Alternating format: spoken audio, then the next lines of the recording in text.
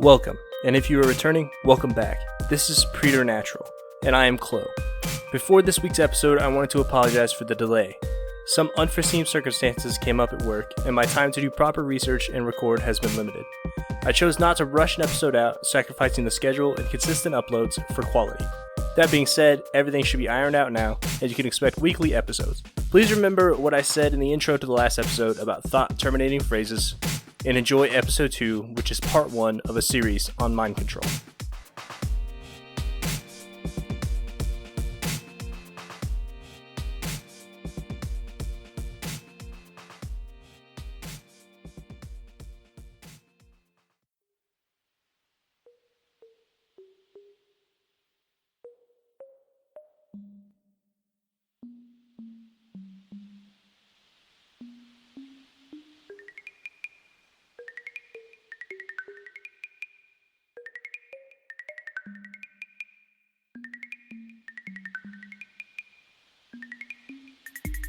Do you ever feel like your thoughts aren't yours? Like you are being influenced by outside forces you can't see or control? I have good news for you. If you've ever thought that, you're 100% right. Now before you click away, this episode isn't about CIA, black projects, and shadow people or Inception-style action sequences. It's about the psychology of your thoughts and how people try to influence them. So what is mind control? What does it make you think of? Maybe it makes you think of the CIA, or a hypnotist, or Inception. In reality, if you thought of any of those things after I said them, you were just a victim of thought manipulation. There's an article written by Luna Flesher called What is Mind Control? The article contains several other names for the term that sound a lot less tinfoil hat, like brainwashing, coercive persuasion, thought reform, manipulation, and uninformed consent. While brainwashing still sounds a bit out there, the other phrases should give you some pause. Thought reform, manipulation, uninformed consent. Manipulation may happen to you every day. You might even be guilty of it. That little white lie you tell your boss to get an extension on a deadline, or that sick day sympathy when you were going fishing. Even that little tiny fib you tell your toddler to get them to clean their room before Santa comes. Are you not guilty of planting an idea in their head and controlling their thoughts to get them to act a certain way? It seems like an unfair example maybe, but it's true. The article went on to list two main factors in thought reform: persuasion and influence. These two factors can change minds and behaviors. Think about this. If I tell you that the new underwear is the best underwear out there, you're going to be like, dude, don't tell me about underwear, that's weird. But when Ryan Reynolds says it, you buy it. That's influence, and by that influence, you were just persuaded. Flesher had some more words I think you should consider when you think about thought manipulation: deception, exploitation, information control. Let's talk about these for a minute. If I have all the information and I only give you a portion, and that's all you were ever given, then you will most likely believe that what you have is fact, and that's the whole truth.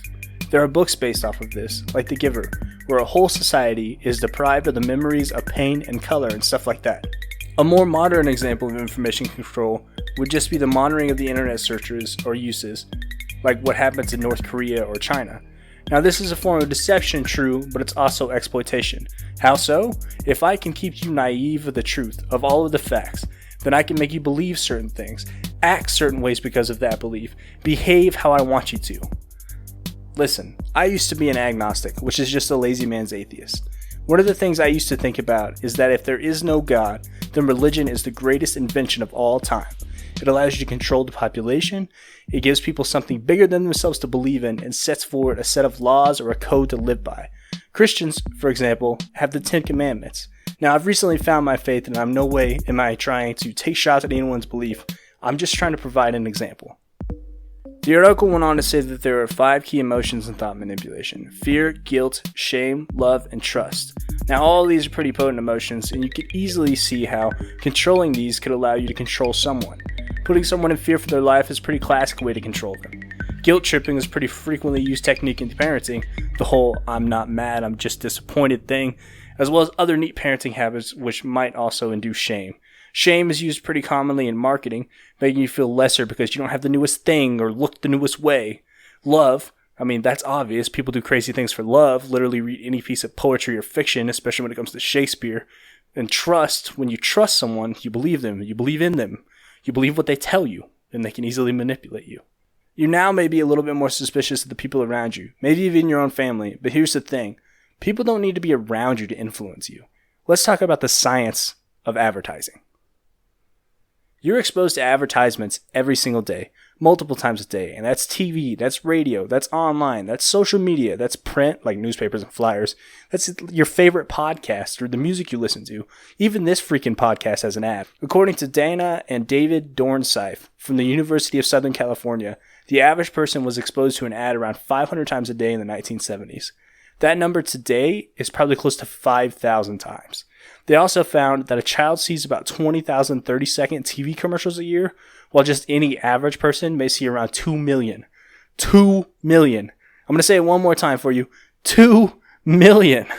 The study also found that there are 5.3 trillion advertisements shown online per year. These ads follow a lot of the principles I previously mentioned, and they know how to get you to think certain ways and buy certain things. You ever notice how the celebrities that you like seem to always have the things that you want, or how they are always encouraging you to buy them? Think for a moment about this. Do you always buy the thing that you suddenly need according to its actual value, according to logic and your actual need for it? I'm asking you this because the study that they conducted found that ads that trigger an emotional reaction have a way greater influence, working about 31% of the time. Now, you may be thinking, well, 31% of the time isn't a lot. They don't work too often. Why do I care? But advertisements based off rational thought and facts about a product only perform well about 16% of the time. That's just barely more than half as likely to work as advertisements just completely relying on an emotional response. Advertisements shoot to be likable and try to play on key emotions: pride, love, empathy, loneliness, friendship, memory, and achievement. So let's unpack those for a second. Likability is important so you don't change the channel. If you hate the ad, you're going to automatically develop a bad taste for the product. Flip side, if you love the ad and it's just the funniest thing you've ever seen, you may just buy the thing for no reason. Pride, love, and empathy are all powerful emotions. Ads centered around your home nation and products from there may inspire you to support your home. We've covered love before, and empathy comes into play when they show victims of circumstance or sickness in order to make you feel like you're in a better spot than them and you can reach out and help. They get you to donate to a cause. And it may even be for a good cause, and I'm not saying that this practice is wrong, but they are playing to your emotional response. It's a lot harder to say no to a one-eyed puppy than to statistics about animal abuse.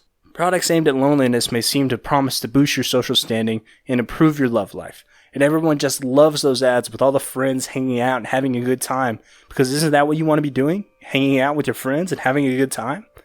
Achievement. Most people want to be the best. They want to prove to themselves or to someone else that they can do the thing. Advertisements appeal to this by saying that with this product or this diet or by doing this and using this method, you will achieve such great success. And maybe it will help, but they have tapped into your desire to be better and used it to get your cash. The Dornsifes also cited color as important to an ad's success, giving an example of a Facebook ad garnering double the usual click rate when a simple color border was placed around it. This starts to tie into a different article, one by Nick Kalinda, where he gives 27 tricks for advertising. Kalinda describes various methods and the psychology of why they work in the article, and I pulled a few examples for you so you can see and recognize what's going on when you see them in your daily life. The first advertising trick is putting images to the left of the ad and text to the right. This has to do with how the brain naturally processes information. You see, the right brain tends to process images better, and the left brain processes text better. It's a simple concept, but it's utilized so that the ad is actually processed faster by your brain, more accurately by your brain, and it's more appealing to your brain. Another technique Kalinda pointed out is making your ads in a way that encourages mental interaction. This means attempt to make the most people feel as if it was like real, and it could be comfortable to them and they would complete an action. Examples of this are placing handles for things like coffee cups to the right because the majority of people are right-handed. Another example is placing the product in a bit of packaging that needs to be removed. This could trigger the response like opening a present or getting that thing you ordered from Amazon where you just want to rip the packaging off and see what's inside. Kalinda also said to enlarge emotionally charged words or words that specifically say an emotion, because you can induce that emotion, and he also said that rhyming your ad or slogan increases the fluency of the advertisement, and it just tends to make things sound catchier and better. He even pointed out that this technique probably helped out O.J. Simpson, as the saying was, if the glove doesn't fit, you must acquit. Now you may be thinking that that is all well and good, but you don't fall for those advertising tricks anyway, and no one is having any influence on your thoughts, and blah blah. Once again, if you just agreed or disagreed with me, that's because I got to you. I planted that idea. My last piece of evidence for the day comes from an article on Science Daily about a study conducted at San Francisco State University by Ezequiel Morcella that proves our thoughts are influenced pretty easily by our outside environment. Basically, Morcella and his team showed participants 52 black and white images that would have been familiar words of varying lengths, so like one was fox and one was heart. Study participants were then instructed not to say the word in their mind or count how many letters it had. On average, 73% subvocalized the word, so they said it in their mind, and 33% counted its letters. So what does this prove? By telling participants not to do something, they planted the idea to do it in their head, and simply showing an image triggers that response. That's all for today. Next week will be part 2 of Mind Control, where things may get just a little bit more sci-fi and radical. I want to thank you so much for listening and remind you to visit our Facebook page and It's Just Chloe on Twitter for updates about the show. We're now available on Apple, Spotify, Google Podcasts, Stitcher, and of course Anchor, as well as many other places. And I would love for you to like and rate the show, as well as leave comments. The show is also available on YouTube, although it is simply an audio upload with our logo as the video. In the future, we may try to expand these, but right now I'm just trying to make sure that the audio is available all over the place for you guys. Thank you for any and all support, and this podcast will be back next week to dive into MK Ultra, among some other things.